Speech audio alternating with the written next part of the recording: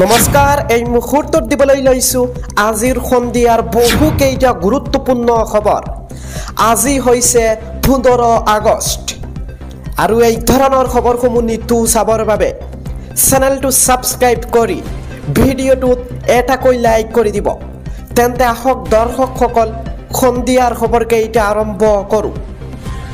আমি প্ৰথমতে মিডিল অসমৰ পৰিয়ালবৰ্গৰ ফালৰ পৰা সমূহ দৰ্শকসকলক ৭৮তম স্বাধীনতা দিৱসৰ হিয়াভৰা শুভেচ্ছা জ্ঞাপন কৰিছোঁ। আগবাঢ়িছোঁ সন্ধিয়াৰ প্ৰথমটো খবৰলৈ। হয়, আজি হৈছে দেশৰ ৭৮ সংখ্যক স্বাধীনতা দিৱস।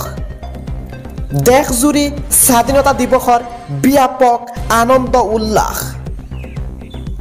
পৰাধীনতাৰ শিকলি ছিঙি দেশে স্বাধীনতা লাভ কৰাৰ 78 বছৰ সম্পূৰ্ণ কৰিলে। ৰাজ্যৰ বিভিন্ন প্ৰান্তত স্বাধীনতা দিৱসৰ বৰ্ণাঢ্য কাৰ্যসূচী হৈছে।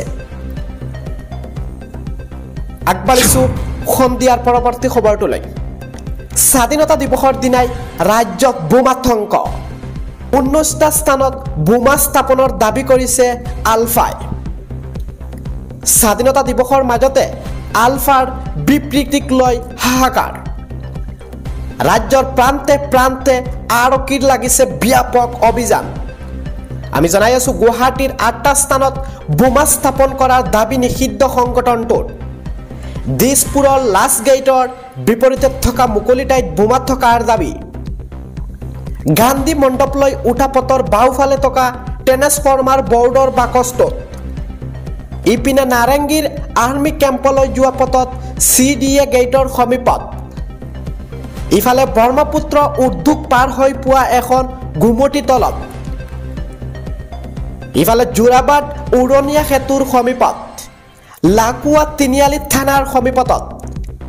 আমি জনাই আছোঁ এটা বিগ নিউজ ডাঙৰ খবৰ। অসম ৰাজ্যিক পৰিবহণ নিগম ডিব্ৰুগড় পুৰণা বাছ এখনত নোৱাগাঁও বৰঘাট আৰক্ষী চকীৰ সমীপতৰ গছ লতাৰে আৱৰি ৰখা পুৰণি গাড়ীখনত। নোৱাগাঁও মেডিকেল কলেজলৈ যোৱা পথত ইটাপ ভাটাৰ সমীপত। নামনি অসমৰ নলবাৰী পুৰণা মেডিকেললৈ সোমোৱা পথৰ কাষত থকা পুৰণা এম্বুলেন্স এখনত। এনেদৰে দাবী কৰিছে যে গুৰেশ্বৰৰ চক তামোলপুৰতো বোমা স্থাপনৰ দাবী কৰিছে আলফাৰ। সন্ধিয়াৰ পৰৱৰ্তী খবৰটো হৈছে নিযুক্তিক লৈ ৰাজ্যৰ মুখ্যমন্ত্ৰীৰ ডাঙৰ ঘোষণা। ৰাজ্যত 1.5 লাখ নিযুক্তি দিয়াৰ প্ৰতিশ্ৰুতি মুখ্যমন্ত্ৰীৰ। 903টা নিযুক্তি দিলেই সম্পূৰ্ণ হ'ব 1 লাখ নিযুক্তি। এই প্ৰক্ৰিয়া 1.5 লাখলৈ বৃদ্ধি কৰাৰ সিদ্ধান্ত কৰিছে চৰকাৰে। আজি স্বাধীনতা দিৱসৰ কাৰ্যসূচীত ঘোষণা মুখ্যমন্ত্ৰী ডক্টৰ হিমন্ত বিশ্ব শৰ্মাৰ। আগবাঢ়িছোঁ পৰৱৰ্তী খবৰটোলৈ। বিদ্যুৎ বিচাৰি নিশা ৰাইজৰ মাজত প্ৰতিবাদ। প্ৰশাসনত পৰিণত বিদ্যুৎ বিভাগৰ কাৰ্যালয়। 2 ঘণ্টাও বিদ্যুৎ নাথাকে দিনটোৰ ভিতৰত। উৎকট গৰমত নিশা জনতাৰ হাহাকাৰ। বিদ্যুৎ বিভাগ হাই হাই ধবনিৰে জনতাৰ প্ৰতিবাদ। এয়া হৈছে লখিমপুৰৰ বগালামাৰা বিহুপুৰীয়াত নিশা প্ৰতিবাদ কৰিছে ৰাইজে। আগবাঢ়িছোঁ সন্ধিয়াৰ পৰৱৰ্তী খবৰটোলৈ। আজি হোজাই জিলাৰ শংকৰদেৱ নগৰত মন্ত্ৰী কেশৱ মহন্তই ৭৮ সংখ্যক স্বাধীনতা দিৱস উপলক্ষে কি মন্তব্য কৰিছে আমি এই মুহূৰ্তত মিডিল অসমৰ দৰ্শকসকলক শুনাবলৈ লৈছোঁ, শুনক। লগতে আপুনিও কমেণ্ট ছেকশ্যনত ৭৮তম স্বাধীনতা দিৱসৰ শুভেচ্ছা বাৰ্তা প্ৰেৰণ কৰক।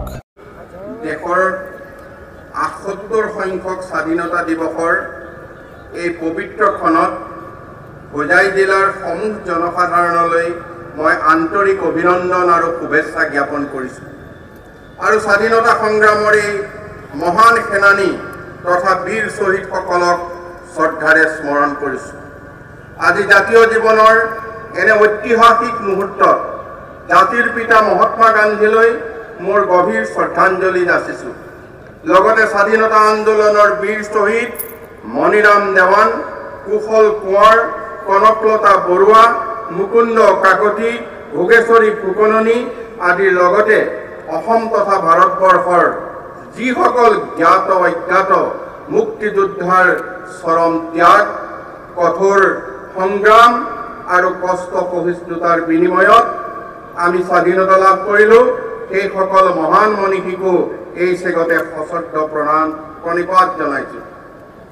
আমাৰ হোজাইৰ বিশিষ্ট স্বাধীনতা সেনানী শ্বহীদ মনবৰ নাথেও দেশৰ হকে প্ৰাণ আহুতি দি অমূল্য দেশপ্ৰেমৰ নজিৰ দাঙি থৈ গৈছে।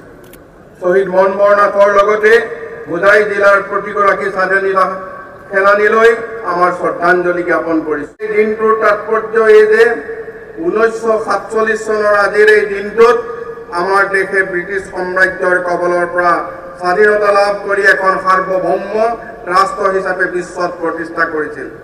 তাৰ আঁৰত আছিল দেশক নিস্বাৰ্থভাৱে ভাল পোৱা এই মুক্তিযুঁজাৰুসকল আৰু দেশৰ একাংশ ব্যক্তি। আমি যি স্থানত আজি সমবেত হৈছো, এইখন হৈছে অসমৰ এখন ঐতিহ্যমণ্ডিত জিলা।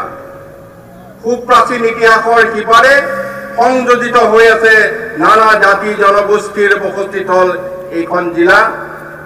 ইতিহাসৰ তথ্য মতে ৪ৰ্থ শতিকাৰ প্ৰাচীন ভাৰতৰ এখন গুৰুত্বপূৰ্ণ ৰাজ্য আছিল এই অঞ্চল। কলংকপিলি নদীৰ অৱবাহিকা তথা প্ৰাচীন ৰাজ্যখনৰ দবকা নামেৰে সেই সময়ৰ পৰিচিত আছিল। সমগ্ৰ চন্দ্ৰগুপ্তৰ বিশাল গুপ্ত সাম্ৰাজ্যৰ সীমাত লাগি থকা তেতিয়াৰ 5খন ৰাজ্যৰ ভিতৰতে এখন এই দবকা ৰাজ্য আছিল। আৰু আমি এই তথ্যটো এলাহাবাদৰ যি পুৰণি শিলালিপি তাত উল্লেখ থকা দেখা পাইছোঁ। ৪ৰ্থ শতিকাৰ সেই দবকা ৰাজ্যৰ নামৰ পৰাই আজিৰ এই হোজাই জিলাৰ এটা অঞ্চলৰ নাম দবকা হৈ আছে। পৰৱৰ্তী কাল মধ্যযুগত হোজাই আছিল ডিমাচা কছাৰী ৰাজ্যৰ গুৰুত্বপূৰ্ণ অংশ। আজিও বহু ঐতিহাসিক পুৰাতাত্ত্বিক সম্বলেৰে পৰিপূৰ্ণ হৈ থকা জিলাখনৰ যোগীজানৰ ৰজাবাৰী এলেকা একালত ৰত্নপাল ৰজাৰ ৰাজধানী আছিল বুলি আৰু পুৰাতত্ত্ববিদসকলে ধাৰণা কৰে। আনকি প্ৰাচীন বৰাহী ৰজা মহামাণিক্যৰ ৰাজ্যৰ অন্তৰ্গত হোজাই অঞ্চলটোত সেই যুগৰ বহু কবিৰাজে বাস কৰিছিল বাবেই পাছলৈ অঞ্চলটোত নাম হোজাই নামে পৰিচিত হ'ল। তাৰ প্ৰভাৱটো এনেধৰণৰ যে কাৰ্বি ভাষাত কবিৰাজ বা চিকিৎসকৰ প্ৰতিশব্দটো হৈছে হোজাই, আৰু তাৰ পৰা এই ঠাইখিনিৰ নাম হোজাই হৈছে। আনহাতে ডিমাচাসকলে তেওঁলোকৰ ভাষাত পুৰোহিত শ্ৰেণীক ভোজ দাই চাহ শব্দৰ সৈতে এই প্ৰাচীন ঐতিহ্যমণ্ডিত স্থানৰ যোগসূত্ৰ থাকিব পাৰে বুলি অনুমান কৰা হৈছে। ডিমাচা ভাষাত ভূ মানে পূজাৰী, দাই মানে বাসস্থান, চাহ মানে সন্তান। এই যোগীজানৰ ৰজাবাৰীকে ধৰি জিলাখনৰ বহু অংশত আজিও ভালে সংখ্যক পুৰণি মন্দিৰ, উপাসনাৰ থলী, ভগ্নশেষৰ পুৰাতাত্ত্বিক সম্বল আমি দেখিবলৈ পাইছোঁ। এনে এখন প্ৰাচীন ইতিহাস বিজড়িত জিলাত আজি এই স্বাধীনতা দিৱসৰ অংশগ্ৰহণ কৰিবলৈ পাই মই নিজেই গৌৰৱান্বিত হৈছোঁ।